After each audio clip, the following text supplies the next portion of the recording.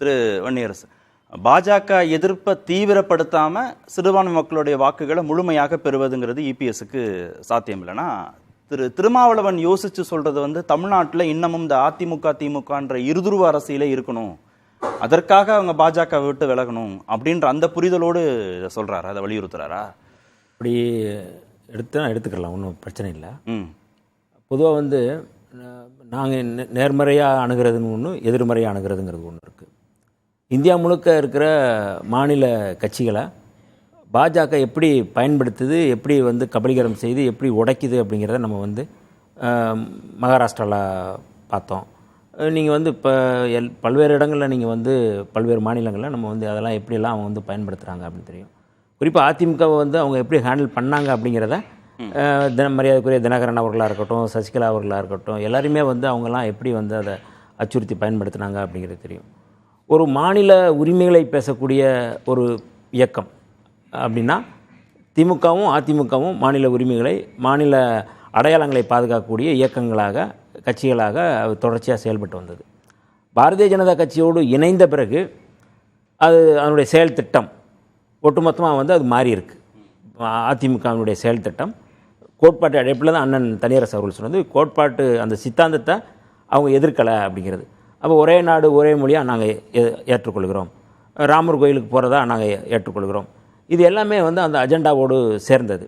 அப்போ நீங்கள் வந்து தொண்டர்கள்ட்ட வந்து ஒரு கட்சி முழுமையாக அண்ணாவினுடைய பேரறிஞர் அண்ணாவினுடைய கோட்பாட்டை உள்வாங்கி கொண்ட ஒரு கட்சி தமிழ்நாட்டுடைய அடையாளத்தை பாதுகாக்கணும், தமிழ்நாட்டுடைய உரிமைகளை பாதுகாக்கணும் அப்படிங்கிற அந்த ஆதங்கத்தில் ஒரு மாநில கட்சி இருக்கணும். இருதுருவ அரசியல் அப்படிங்கிறத தாண்டி எங்களுடைய பார்வை, எங்களுடைய நல்லெண்ணம் அப்படிங்கிறது வந்து பாரதிய ஜனதா கட்சி போன்ற மதவாத கட்சிகள் ஆட்சிக்கோ இல்லாத ஓரிரு இடங்களில் வந்தாங்கன்னா எப்படியெல்லாம் வன்முறை தொடங்கும், இல்லை வன்முறை எப்படி நடத்துவாங்க அப்படிங்கிறது வட மாநிலங்களிலிருந்து நம்ம கற்றுக்கொள்கிறோம். ஆனால் கணக்காக பாருங்களேன், இப்போ நீங்கள் வந்து எத்தனை சதவீதம் சிறுபான்மை மக்களுடைய வாக்குகள் அதிமுகவுக்கு போயிருக்கு இந்த தேர்தல்னு தெரியல, 1 2 நமக்கு தெரியல.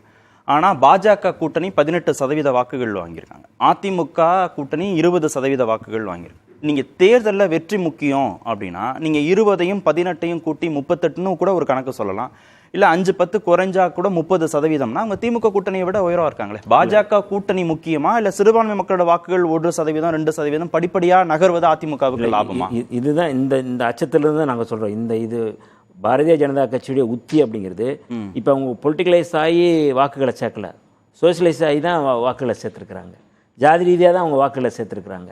நீங்கள் ஒவ்வொன்றா பார்த்துருங்க, அவங்க வாக்குகள் சதவீதம்லாம் எங்கெங்கே வந்து நீங்கள் கூடியிருக்குன்னு நீங்கள் பாருங்கள். நீங்கள் பொலிட்டிக்கலைஸ் ஆன வாக்குகள் அப்படிங்கன்னா அதிமுக வாக்குகள், திமுக வாக்குகள், நீங்கள் அப்படி தான் நம்ம வந்து பேசணும். பாரதிய ஜனதா கட்சி சாதி வாக்கு, சாதி வாக்கு தான். நீங்கள் 18%, நீங்கள் 18%, அவங்க தனியான 18%மா? கூட்டணி தானே, அவங்க கூட்டணி இருக்குல்ல. நீங்கள் வந்து ஏசிஎஸ் வந்து அவரை ஏன் நிறுத்துறாங்க? சரத்குமாருடைய அடையாளத்தை வந்து எங்கே நிறுத்துறாங்க? எதுக்காக வந்து அங்கே வாக்குகளை கொண்டு வர்றாங்க?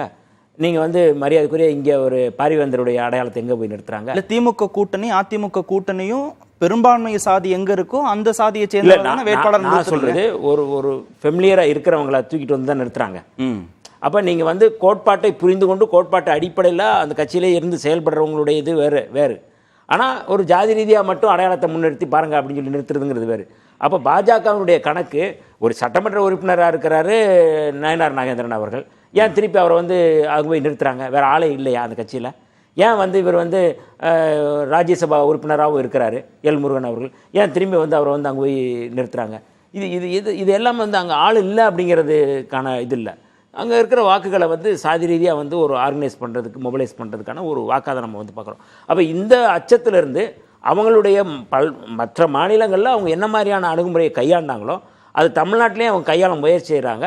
அது வந்து தமிழ்நாட்டுடைய உரிமைகளுக்கு, தமிழ் மக்களுக்கு எதிராக இருக்குது அப்படிங்கிற அடிப்படையில் தமிழ்நாட்டை பாதுகாக்க வேண்டும், தமிழ்நாட்டுடைய அடையாளங்களை பாதுகாக்க வேண்டும், அவருடைய உரிமைகளை பாதுகாக்க வேண்டும், தமிழ்நாட்டு மக்களை பாதுகாக்க வேண்டும் என்கின்ற தொலைநோக்கு பார்வையோடு எங்களுடைய தலைவர் எழுச்சி தமிழர் வேலுமணி போன்றவர்கள்லாம் 30லேருந்து 35 தொகுதியை நாங்கள் பாஜகவோட கூட்டணி வச்சிருந்தா ஜெயிச்சிருப்போம், திரு அண்ணாமலையுடைய நடவடிக்கைகள்னால நாங்கள் கூட்டணி வைக்காம போயிட்டோம்னா இது திமுகவுக்கு இது பெரிய சவாலா கொடுத்துருக்குமோ அந்த 2 பேரும் ஒன்று சேர்ந்திருந்தாங்கன்னா நினைக்க தோணுது. அவங்க பல தொகுதிகளில் வாங்கின வாக்கு சதவீதத்தை வச்சு பார்க்கும்போது நீங்க வந்து கடந்த முறை அவங்க ஒன்னா இருக்கும்போது என்ன மாதிரியான வாக்கு சதவீதம் இருந்துச்சு நீங்க பார்க்கலாம்.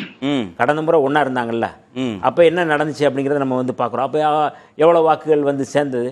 பாஜக அதிமுகவில் இருக்கிற உறுப்பினர்களே அதிமுகவுடைய பலரே பாஜகவோட சேர்ந்ததுனால நம்ம ஆட்சி அமைக்க முடியலன்னு சொல்றாங்க. அதிமுக 2ஆம் கட்ட தலைவர்கள் வெளிப்படையா பேசினார்.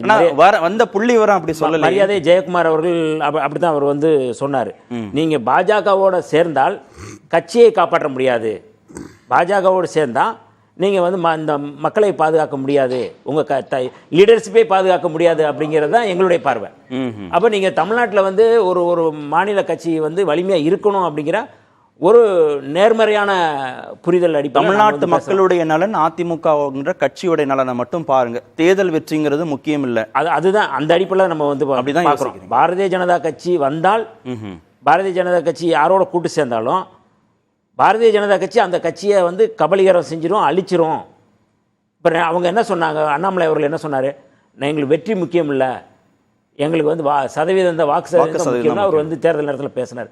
அப்போ அதுல இருந்தே புரியுது, அப்போ வாக்கு சதவீதத்தை உயர்த்துவதற்கு மட்டும்தான் அவங்களுடைய இலக்கு ஒழிய வெற்றி இலக்கு இல்லை.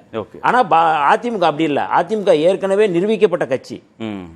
நீங்க திமுகவுக்கும் அதிமுக வெற்றி சதவீதம் வந்து இந்த 26 வந்து எவ்வளவு வந்தது, 24 21 சட்டமன்ற போது 1.5% 2% தான் வந்து டிஃபரெண்ட் இடைவெளி இருந்தது, இவ்வளவுதான் இருந்துச்சு.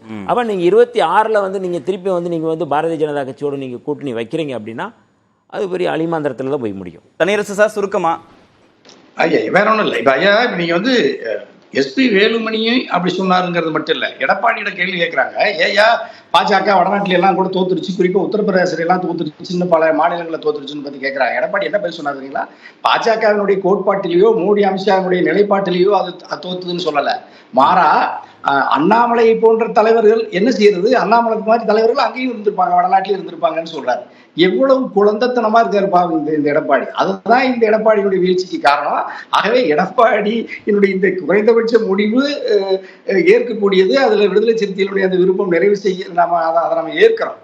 ஆனா இன்னுமே எடப்பாடி அதுல இருந்து முழுமையா வெளிவந்து எதற்காக பாஜகவோடு நாம் உறவை துண்டித்துக் கொள்ள வேண்டும் என்கிற அறிவிப்பு பிரகடனத்தை தன்னுடைய கட்சிக்குள்ளேயும் பேசல, பொதுத்தளத்திலையும் பேசல. அதுதான் இப்ப எடப்பாடிக்கு இருக்கிற பெரிய நெருக்கடி.